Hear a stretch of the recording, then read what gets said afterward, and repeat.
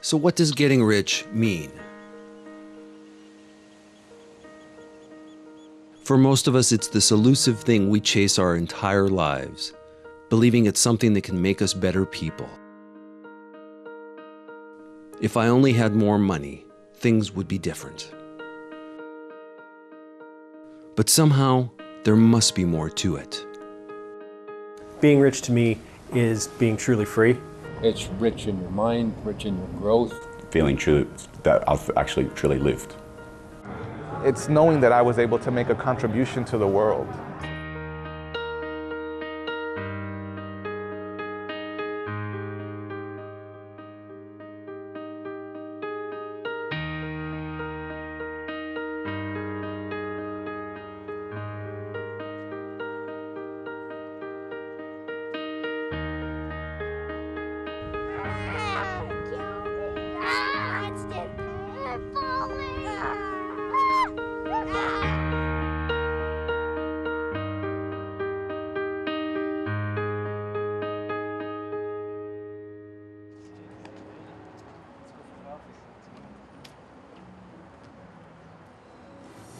For the past 2 years, my partner Doug Howorko and I have been on a journey of self-discovery, trying to answer this question of what getting rich really means.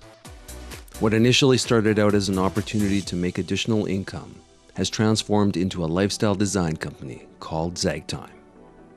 We realized it was time to zag. We had to cut through our fear and limiting beliefs and attack our opportunities. While going on our personal journey, we recognized that our true mission in life was to wake up millions of people just like us. As ordinary men, we don't pretend to have all the answers, but more and more our self-awareness gives us a unique perspective in viewing our own life experiences, and to share them in a way that can help others. All the while, moving us forward is the motivation to help and protect our families, like so many others. Our journey would take an unexpected turn as we realized we needed help to fulfill our dreams and make Zagtime a full-time endeavor. At the heart of this realization was that we felt vulnerable by still having the work and family commitments that tied us to our existing circumstance. We knew we needed to find the skills that would help transform our lives. After doing some research, Doug discovered a company called Six Figure Mentors. What initially appealed to us was the tools and training the company provided in becoming an effective online marketer, skills which we lacked in the competitive online marketplace. We decided to invest $2,500, which gave us access to their elite package with some enhanced training and business features. Our expectation was like any other investment, with an eventual return over a period of time.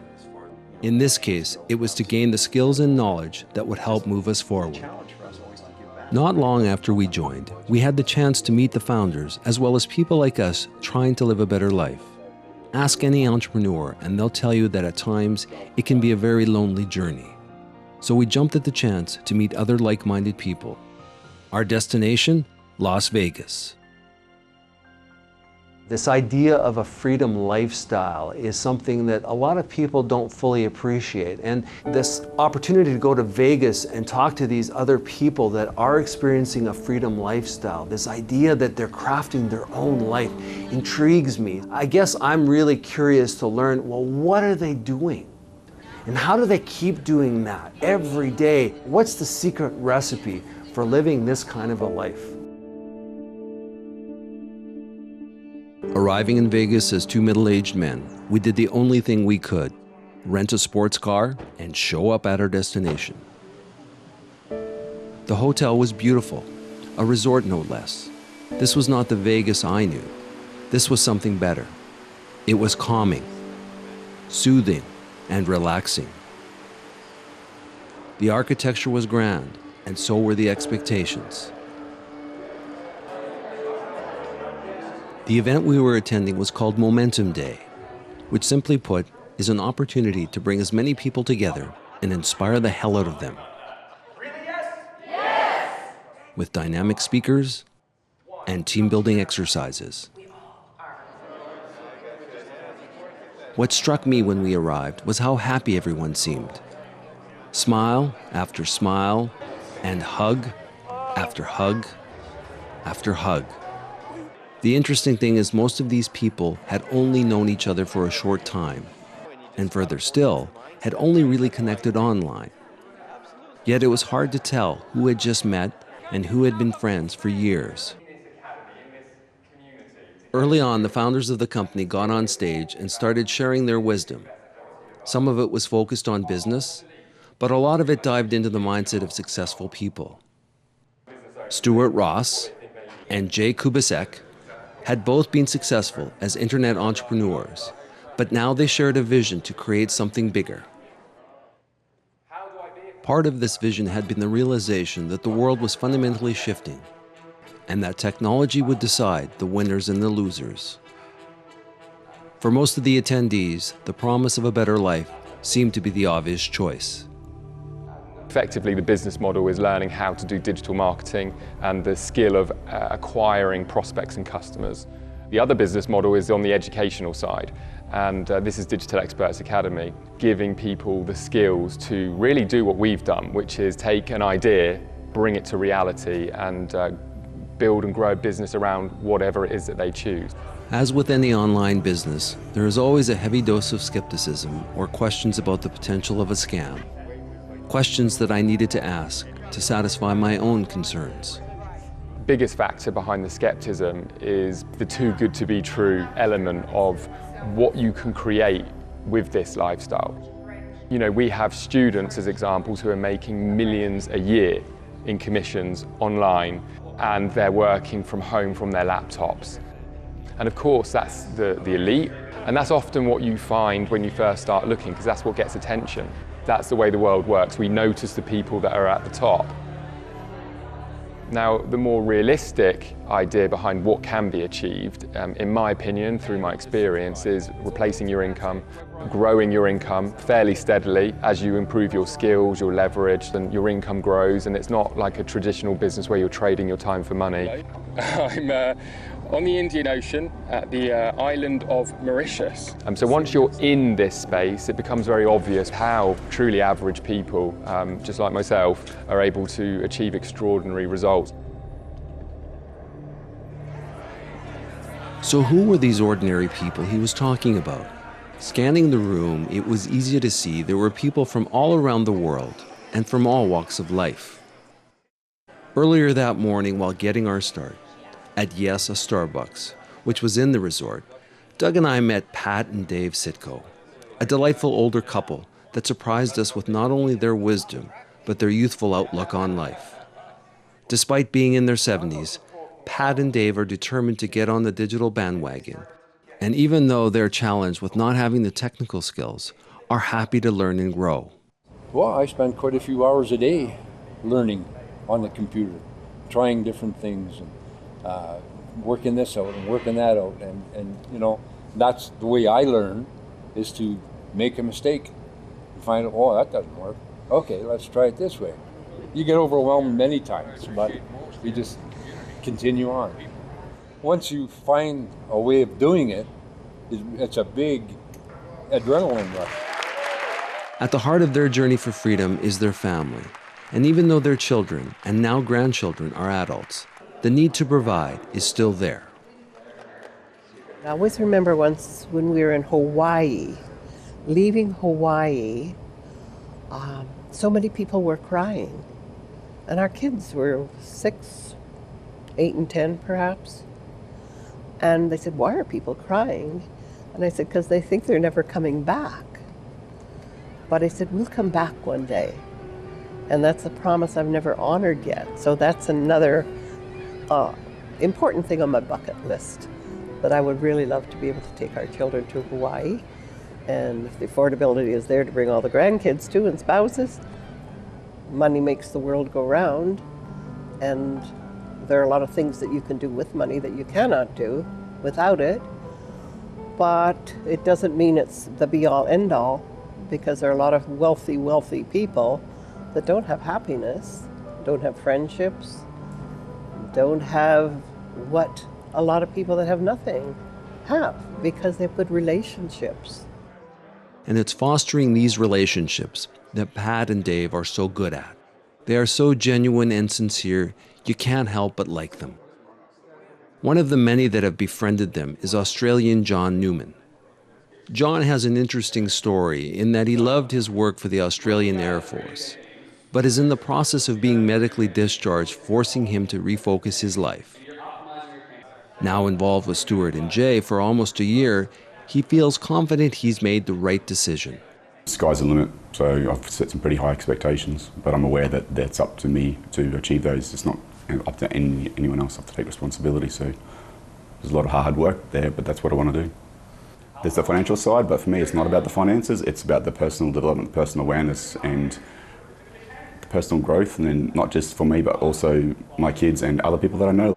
What I've learnt in the Air Force has taught me a lot of personal growth and development, but being with SFM, it's taken it to that next level, and being able to do that, it really opens up what is truly possible. Like the internet itself is just creates so many opportunities for everyone, but that knowledge isn't common at the moment, and that's something that coming through SFM DEA, they've given you that pathway. With a younger family, John is clear that having the freedom to spend more time with them is a big part of his motivation. But he also wants to help people become more self-reliant in this digital age, something he's still working on. It's very easy to, put the blame on other people or other situations for where you find yourself in actual life.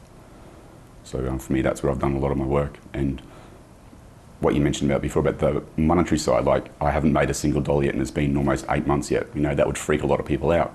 But from my personal journey, that doesn't freak me out because I know that that's coming, because the money's a byproduct of the personal awareness brings in the authenticity and the ability and the happiness to do that and the confidence. Having spent thousands of dollars and no income in 8 months, many might question his actions.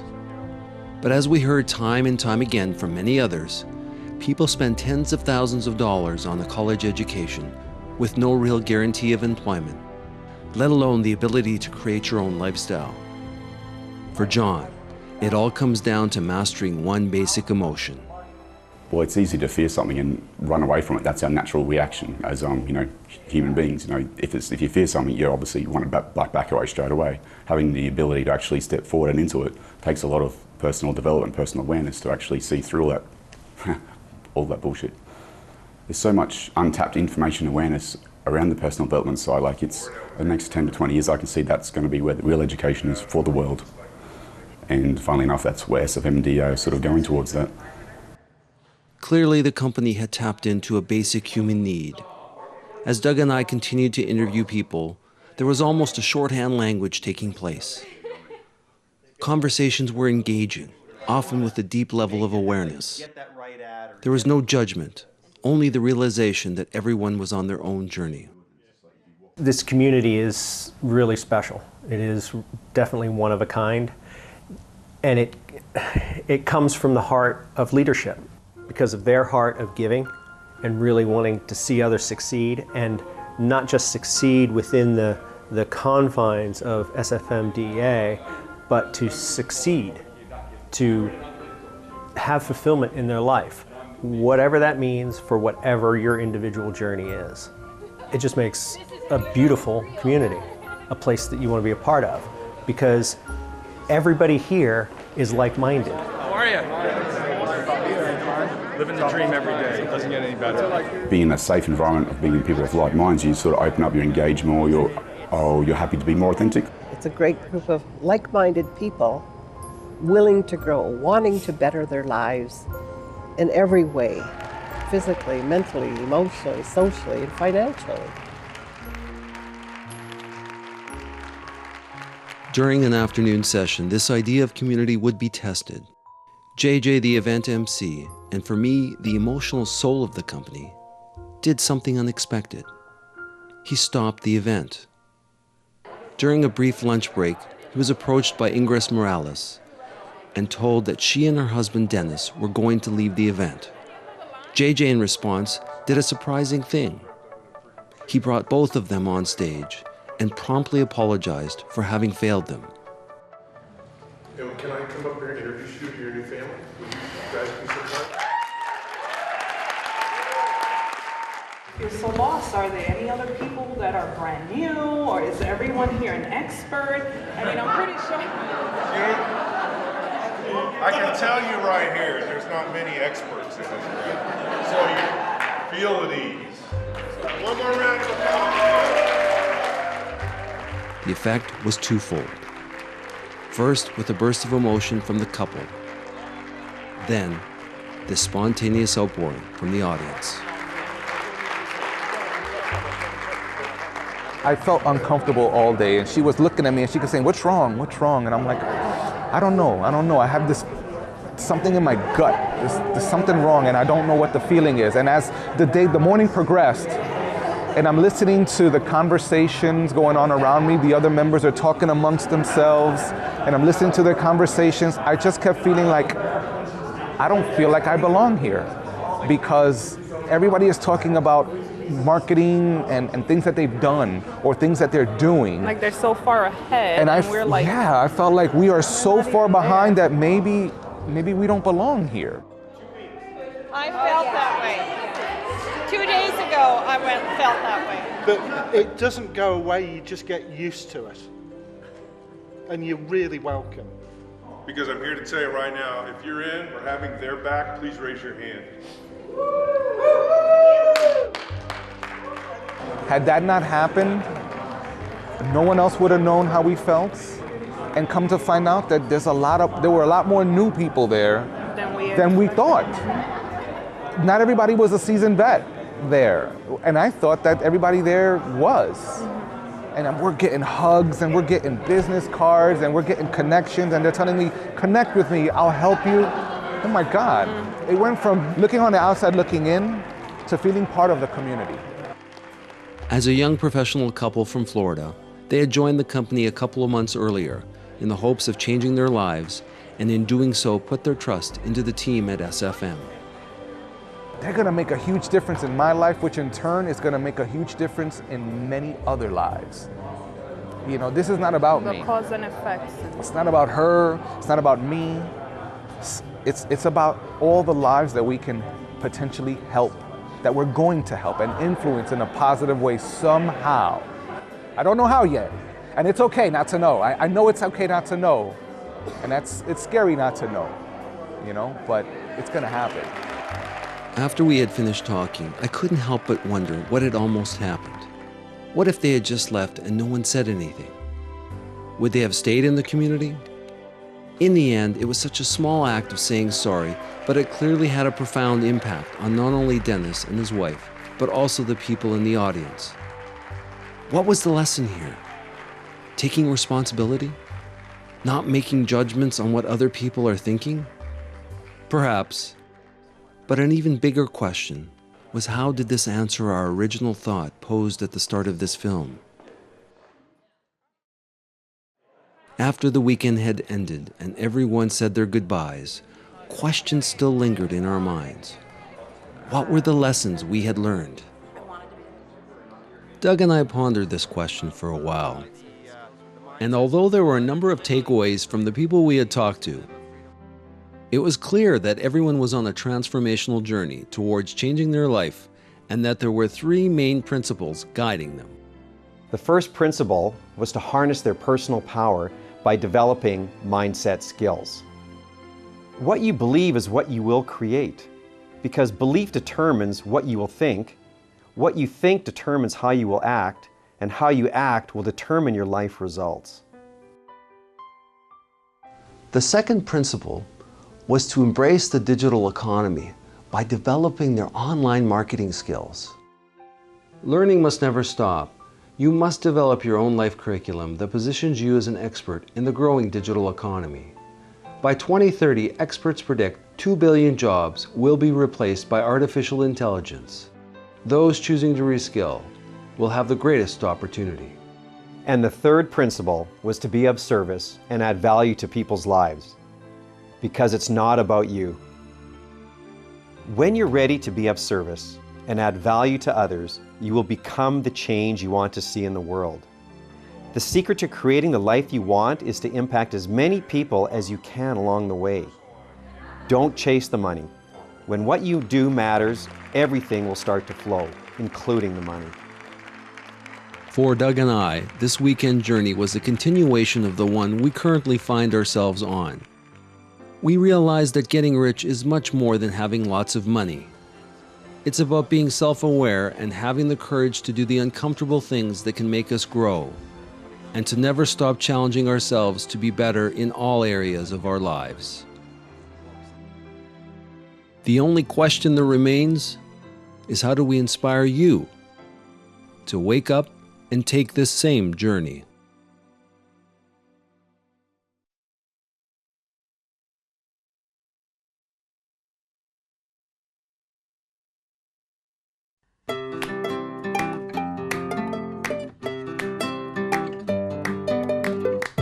I can do anything, I can reach any goal today.